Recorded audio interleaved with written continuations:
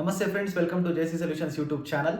So ಇವತ್ತು usually ನಾವೇನು ಮಾಡ್ತೀವಿ, ಪ್ರಾಫಿಟ್ ಎಷ್ಟು ಬಂದಿದೆ, ಯಾವ ಥರ ಟ್ರೇಡ್ ತೊಗೊಂಡಿದ್ದೀವಿ ಇದೆಲ್ಲ ತೋರಿಸ್ತಾ ಇದ್ವಿ. ಬಟ್ ಇವತ್ತು ನಾವು ವಿಡಿಯೋ ಸ್ಟಾರ್ಟ್ ಮಾಡಿದಾಗಿಂದ ಇಲ್ಲಿವರೆಗೂ ಯಾವುದೇ ಈ ಥರ ಒಂದು ಮಾರ್ಕೆಟ್ ಫಾಲ್ ಆಗಿರಲಿಲ್ಲ. ಆ ಥರ ಒಂದು ಮಾರ್ಕೆಟ್ ಫಾಲ್ ಆಗಿದೆ. So we can tell it's a blood bath. So full heavy fall ಆಗಿದೆ ಇಲ್ಲಿ. ಸೊ ಇಲ್ಲಿ ನೋಡ್ಬೋದು ನೀವು. So the market previous day yesterday ಎಷ್ಟಿತ್ತು ಅಂದರೆ 48,250 ಅರೌಂಡಲ್ಲಿ ಎಸ್ಟರ್ಡೇ ಮಾರ್ಕೆಟ್ ಇತ್ತು. ಟುಡೇ ಮಾರ್ಕೆಟ್ ಕ್ಲೋಸ್ ಆಗಿದ್ದು 46,200. That means almost 2,000 points fall ಆಗಿದೆ. So it was a very big shock to everyone. ಎಲ್ಲರಿಗೂ ಶಾಕ್ ಇದು. ಮಾರ್ಕೆಟ್ ಇಷ್ಟೊಂದು ಯಾವತ್ತೂ ಫಾಲ್ ಆಗಿಲ್ಲ. ಆಫ್ಟರ್ ಕೋವಿಡ್ ಆದಾಗ ತುಂಬ ಫಾಲ್ ಆಗಿತ್ತು. ಆ ಒಂದು ಮೂಮೆಂಟ್ ಬಿಟ್ಟರೆ ಅಷ್ಟೊಂದು ಫಾಲ್ ಆಗಿರೋದು ಇವಾಗಲೇ. So more than 2,000 points Nifty bank. So Nifty bank 2,000 points fall ಆಗಿದೆ. ಸೊ ಫಾಲ್ ಆಗಿದ್ರೆ ಎಲ್ಲರ ಪೋರ್ಟ್ಫೋಲಿಯೋನು ನೆಗೆಟಿವ್ ಇದ್ದೇ ಇರುತ್ತೆ, ಎಲ್ಲ ರೆಡ್ ಕಲರ್ ಇದ್ದೇ ಇರುತ್ತೆ. ನಮ್ಮ ಪೋರ್ಟ್ಫೋಲಿಯೋ ನಮ್ಮದು ನೆಗೆಟಿವ್ ಇದೆ. ಸೊ ನಮ್ಮದು ಅರೌಂಡ್ 23,000 ನೆಗೆಟಿವ್ ಇದೆ. So no need to worry. So ಈ ಥರ ಪಾಯಿಂಟ್ ಬಿದ್ದಿದ ತಕ್ಷಣ, ನೆಗೆಟಿವ್ ಆಗಿದ ತಕ್ಷಣ ತುಂಬ ಜನ ಥಿಂಕ್ ಮಾಡ್ತಾರೆ ಸ್ಟಾಕ್ ಮಾರ್ಕೆಟ್ಗೆ ಹೋಗಬಾರ್ದು. ಆಮೇಲೆ ಫ್ಯೂ ಪೀಪಲ್ ಯಾರ್ಯಾರು ಸಜೆಸ್ಟ್ ಮಾಡಿರ್ತಾರಲ್ಲ ಅವ್ರು ಹೇಳ್ತಾರೆ ಸ್ಟಾಕ್ ಮಾರ್ಕೆಟಿಗೆ ನಾನು ಹೇಳ್ದೆ ಹೋಗಬೇಡ ಅಂತ. ನೋಡಿ ಇವಾಗ ತುಂಬ ಕಳ್ಕೊಂಡೆ ಅಂತ. ಎಷ್ಟು ಮಾರ್ಕೆಟ್ ಫಾಲ್ ಆಗುತ್ತೋ ಅದಕ್ಕಿಂತ ಜಾಸ್ತಿ ಮಾರ್ಕೆಟ್ ಮತ್ತೆ ಬೌನ್ಸ್ ಬ್ಯಾಕ್ ಆಗುತ್ತೆ. ಸೊ ಈ ಥರ ಸುಮಾರು ಎಕ್ಸಾಂಪಲ್ಸ್ ಇದೆ ಮಾರ್ಕೆಟ್ ಫಾಲ್ ಆಗಿರೋದು ಮತ್ತೆ ಬೌನ್ಸ್ ಬ್ಯಾಕ್ ಆಗಿರೋದು. ಸೊ ನೀವು ಮಾರ್ಕೆಟಲ್ಲಿ ಸ್ಟೇಬಲ್ ಇರಬೇಕು ಅಂದರೆ you should select a right shares. ನೀವು ಕರೆಕ್ಟಾಗಿರೋ ಶೇರ್ಸ್ನ ಸೆಲೆಕ್ಟ್ ಮಾಡಿದರೆ 2,000 ಅಲ್ಲ 5,000 ಪಾಯಿಂಟ್ ಬಿದ್ದೋದ್ರು ನೀವು ಎಲ್ಲೂ ಮಾರ್ಕೆಟಿಂದ ಹೋಗಲ್ಲ. ಮಾರ್ಕೆಟಲ್ಲೇ ಇರ್ತೀರಾ. ಬಟ್ ಫ್ಯೂ ಡೇಸ್ ಪಾಸಲ್ಲಿ ಇರ್ತೀರ ಅಷ್ಟೇ.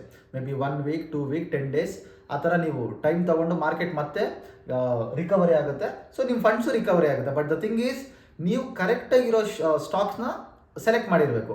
ನೀವು ಯಾವುದೋ ರಾಂಗ್ ಸ್ಟಾಕ್ನ ಸೆಲೆಕ್ಟ್ ಮಾಡಿದ್ರೆ ಈ ಥರ ಒಂದು ಮಾರ್ಕೆಟ್ ಕ್ರ್ಯಾಶ್ಗೆಲ್ಲ ಅದು ಇರೋದೇ ಇಲ್ಲ. ಫುಲ್ ನೀವು ವ್ಯಾನಿಷ್ ಆಗಿ ಹೋಗ್ತೀರಾ, ಫುಲ್ ಝೀರೋ ಆಗಿ ಹೋಗ್ತೀರಾ. So what is the reason? ಈ ಥರ ಮಾರ್ಕೆಟ್ ಫಾಲ್ ಆಗೋಕ್ಕೆ ಮೇಜರ್ ರೀಸನ್ ಏನು ಅಂತ ನಾನು ತಿಳಿಸ್ಕೊಡ್ತೀನಿ. ಸೊ ನಿಮಗೆ ತೋರಿಸಿದೆ ಎಷ್ಟು ಪಾಯಿಂಟ್ಸ್ ಫಾಲ್ ಆಗಿದೆ ಅಂತ. ಬಟ್ ದ ರೀಸನ್ ಏನು ರೀಸನ್ ಇಷ್ಟೊಂದು 2,000 ಪಾಯಿಂಟ್ಸ್ ನಿಫ್ಟಿ ಬ್ಯಾಂಕ್ ಫಾಲ್ ಆಗೋಕ್ಕೆ, ದಟ್ಟು ಆಫ್ಟರ್ ಕೋವಿಡ್ ಆದಮೇಲೆ this is the biggest fall. So ಈ ಥರ ಇಷ್ಟೊಂದು ಫಾಲ್ ಯಾವತ್ತೂ ಆಗಿರಲಿಲ್ಲ. ಅಷ್ಟು ಫಾಲ್ ಆಗಿದೆ. 2,000 ಪಾಯಿಂಟ್ಸ್ ಫಾಲ್ ಆಗಿದೆ. ಸೊ ರೀಸನ್ ಏನು ಅಂದರೆ HDFC Q3 results. So HDFC Q3 results ಬಂದಿದ ತಕ್ಷಣವೇ ಫಾಲ್ ಆಗಿದೆ. ಸರ್ಪ್ರೈಸಿಂಗ್ ಥಿಂಗ್ ಏನಂದರೆ Q3 result was positive. So ಅವ್ರಿಗೆಲ್ಲ ಪ್ರಾಫಿಟ್ಸ್ ಬಂದಿದೆ, ಪಾಸಿಟಿವ್ ಆಗೇ ಇದೆ ರಿಸಲ್ಟ್ಸ್ ಎಲ್ಲ. ಆದರೆ ಅವರ ಎಕ್ಸ್ಪೆಕ್ಟೆಡ್ ಪ್ರಾಫಿಟ್ ಬಂದಿಲ್ಲ ಅಂತ ಎಲ್ಲರೂ ಅದನ್ನ ಶಾರ್ಟ್ ಮಾಡಿದ್ದಾರೆ. ಸೊ ಎಲ್ಲರೂ ಸೆಲ್ ಮಾಡಿ ಶಾರ್ಟ್ ಮಾಡಿ so more than 8 to 9% HDFC bank fall ಆಗಿದೆ. ಸೊ HDFC ಬ್ಯಾಂಕ್ಗೂ ಮತ್ತು Nifty bank what was the connection? HDFC bank short ಮಾಡಿದ್ರೆ ನಿಫ್ಟಿ ಬ್ಯಾಂಕ್ ಏನಕ್ಕೆ 2,000 ಪಾಯಿಂಟ್ಸು ಫಾಲ್ ಆಯಿತು ಅಂದರೆ HDFC bank it is 29% weightage of Nifty bank. So Nifty ಬ್ಯಾಂಕಲ್ಲಿ ಎಷ್ಟು capital ಇದೆ? 29% HDFC bank ಒಂದೇ ಓನ್ ಮಾಡ್ತಾ ಇದೆ.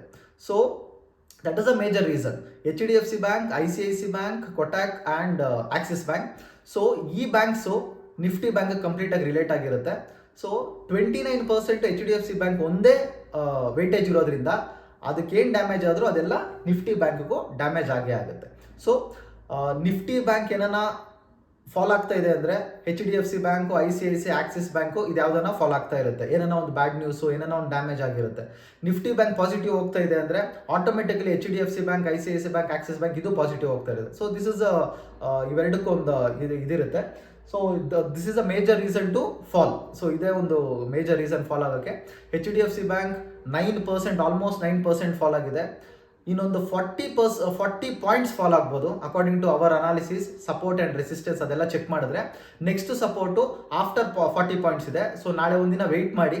ಸೊ ವೆಯ್ಟ್ ಮಾಡಿ ಆ 40 ಪಾಯಿಂಟ್ಸ್ಗೆ ಮತ್ತೆ ಸಪೋರ್ಟ್ ಟಚ್ ಆಗಿ ಮತ್ತೆ ರಿವರ್ಸ್ ಆದರೆ ಯು ಕ್ಯಾನ್ ಈಸಿಲಿ ಇನ್ವೆಸ್ಟ್. ಆರಾಮಾಗಿ ನೀವು ಅದ್ರ ಮೇಲೆ ಇನ್ವೆಸ್ಟ್ ಮಾಡಿ 4 to 5% ನಿಮಗೆ ರಿಟರ್ನ್ಸ್ ಬರುತ್ತೆ. Whatever we are telling it is completely our own analysis. ನಾವು ಯಾರಿಗೂ ಸಜೆಸ್ಟ್ ಮಾಡ್ತಾ ಇಲ್ಲ.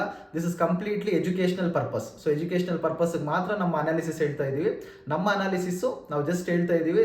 This is not authenticated or this is not ನಾವು ಯಾರಿಗೂ ಸಜೆಸ್ಟ್ ಮಾಡ್ತಾ ಇಲ್ಲ ಇದನ್ನ ಯೂಸ್ ಮಾಡಬೇಕಂತ. ನಮ್ಮ ಅನಾಲಿಸಿಸ್ ನಾವು ಯೂಸ್ ಮಾಡಿಕೊಂಡು ವಾಟ್ ಎವರ್ ದ ಟ್ರೇಡಿಂಗ್ ಎಲ್ಲ ನಾವೇ ಮಾಡ್ತಾ ಇದ್ದೀವಿ. So this is one suggestion. ಮತ್ತೆ ಯಾರನ್ನ ಇದನ್ನ ಯೂಸ್ ಮಾಡ್ಕೊಳೋದಾಗ್ಲಿ ಮತ್ತೆ ಇದರಿಂದ ಏನನ್ನ ನೆಗೆಟಿವ್ ಇದಾಗೋದಾಗ್ಲಿ ಅದೇನು ಮಾಡಬೇಡಿ. This is educational purpose. ನಾವೊಂದು ಅನಾಲಿಸಿಸ್ ಮಾಡಿದ್ದೀವಿ, ಅದನ್ನು ನಾವು ಎಕ್ಸ್ಪ್ಲೋರ್ ಮಾಡ್ತಾ ಇದ್ದೀವಿ ಅಷ್ಟೇ. So this is the reason. ಮತ್ತೆ ಮಾರ್ಕೆಟ್ ಬೌನ್ಸ್ ಬ್ಯಾಕ್ ಆಗೇ ಆಗುತ್ತೆ. ಸೊ ಯಾರು ವರಿ ಮಾಡೋ ಅವಶ್ಯಕತೆ ಇಲ್ಲ. ವಿತಿನ್ 15 to 20 ಡೇಸ್ ಮಾರ್ಕೆಟ್ ಮತ್ತೆ ರಿಕವರ್ ಆಗುತ್ತೆ, ಬೌನ್ಸ್ ಬ್ಯಾಕ್ ಆಗುತ್ತೆ. So people who want to invest, this is the right time. Wait, ನಾಳೆ ಒಂದಿನ ವೆಯ್ಟ್ ಮಾಡಿ ಮಾರ್ಕೆಟ್ ಸಿಚುವೇಶನ್ ನೋಡಿಕೊಂಡು ಇನ್ವೆಸ್ಟ್ ಮಾಡಿ. Thank you.